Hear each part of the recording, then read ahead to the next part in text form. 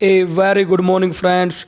मैं हूं जसबीर सिंह और इंडियाज़ वर्ल्ड अफेयर में आज हम डिस्कस करेंगे recent political development in Pakistan. सबसे पहले तो मैं आपको ये क्लियर कर दूं कि हम पाकिस्तान की पॉलिटी में जो हुआ है रिसेंटली, ये हम क्यों डिस्कस कर रहे हैं।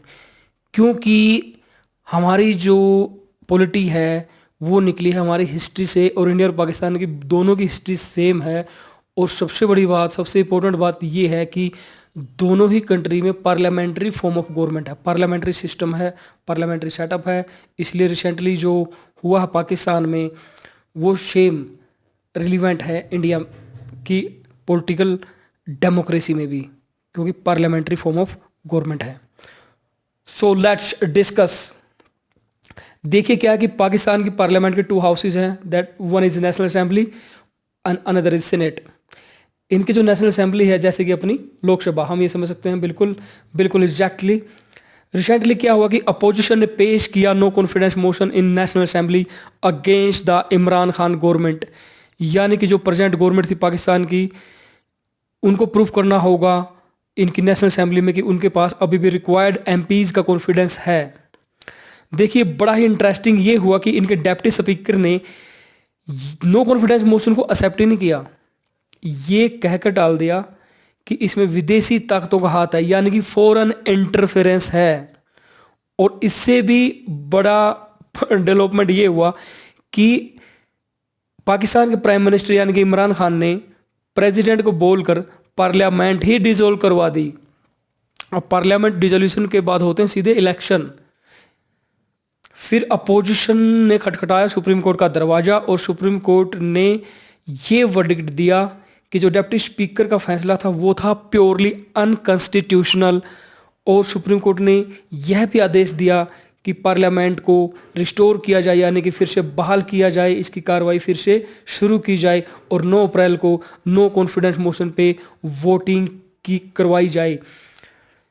फिर 9 अप्रैल को हाई पॉलिटिकल ड्रामा चला। दिन भर इमरान खान ने हर वो संभव प्रयास किया कि वोटिंग न हो, but finally late in the night voting हुई। स्पीकर उनके मान गए वोटिंग करवाने के लिए, और फाइनली वोटिंग हुई और इमरान खान की गवर्नमेंट गिर गई।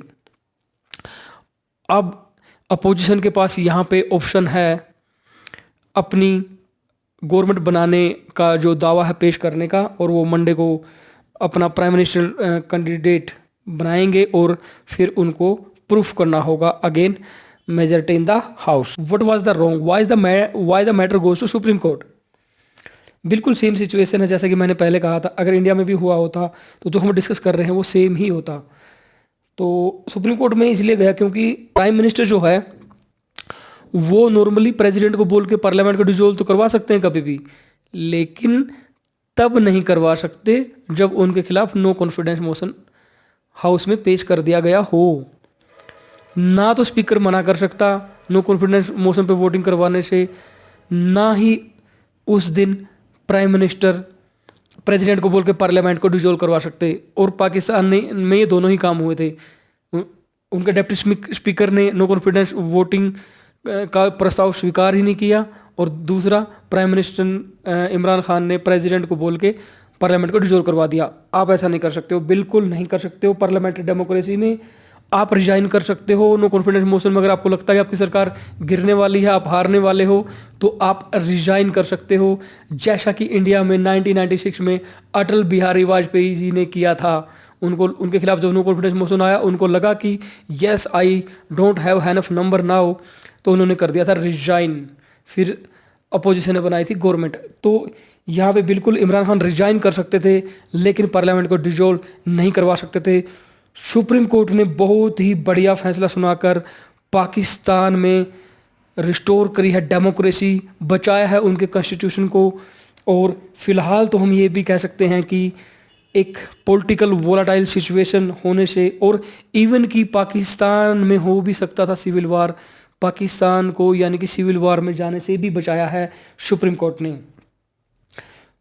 सो लेट्स सी, देखते हैं फर्दर इस पॉलिटिकल डेवलपमेंट में क्या होता है। For update be connected. Thank you. जय हिंद।